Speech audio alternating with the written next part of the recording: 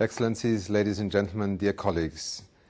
I'm sorry I cannot be with you today for this ministerial conference on biodiversity, food security and climate change, hosted once again by our wonderful host, the Governor of Indonesia, and also the Governor of Bali.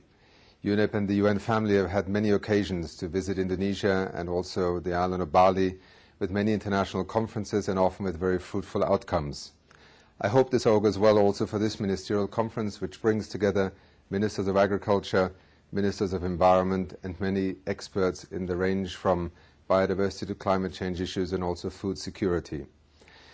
It is an issue which at this particular moment in time has never been more actual and more important. Clearly the future of agriculture,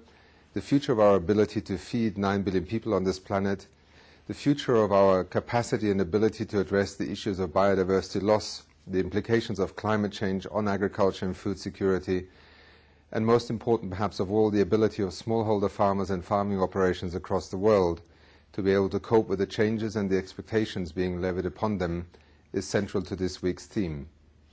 In the work of the United Nations Environment Programme, together with many of the multilateral environmental agreements, but also our sister organizations, the Food and Agriculture Organization, IFAD, and many others amongst them, we have sought in recent years to find better ways in which to address the objectives of food security, of rural development, with the changing circumstances imposed upon us by phenomena such as climate change and the loss of biodiversity and ecosystem services. I hope that by being together in Bali and by addressing these issues from a common perspective of sustainable development, and as we would also argue, the transition towards a greener, more resource-efficient economy, which also touches centrally upon the future of agriculture, we will be able, through the declarations and the findings of this conference, to make inputs into many different platforms and discussions that lie ahead of us in the coming year. Not least the Durban Conference on Climate Change, but also the implementation of the far-reaching decisions of the Conference of the Parties on the Biodiversity Convention in Nagoya. As this ministerial conference is happening in conjunction with the meeting of the International Treaty on Plant Genetic Resources, it also points towards the future of agriculture in terms of genetic resources being available to us and regimes that have to do with the central concept of the CBD, but also this treaty of access and benefit sharing.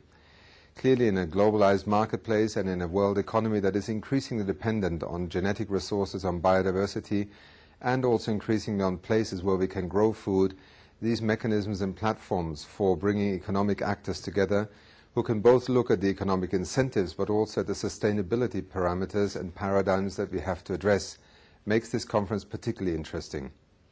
From a UNEP perspective, where we always look at the future of food security, of agriculture and development, through the lens of sustainability, it is essential that today we bring different regimes and different policy arenas, be they professional and scientific or regulatory and normative, such as the convention instruments, into a more cohesive and systematic and systemic framework.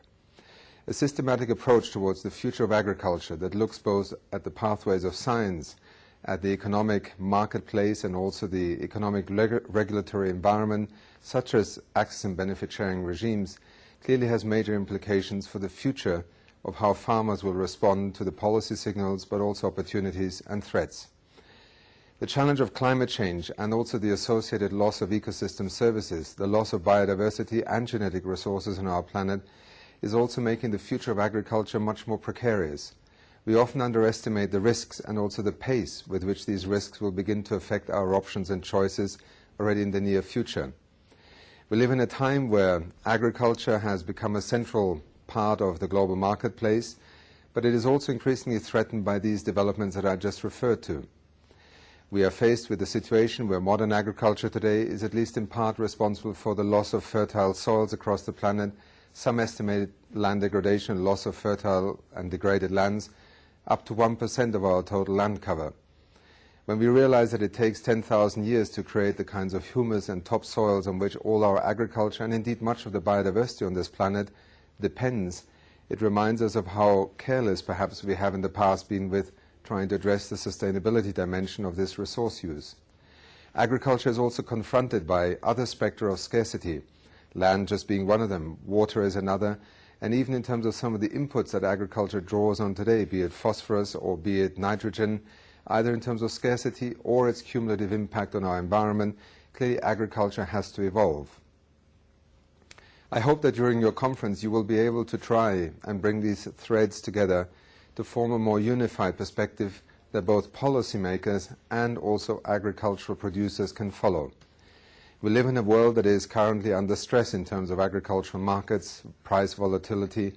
but perhaps the biggest issue and risk we have to address is our capacity to produce enough food for soon 9 billion people on this planet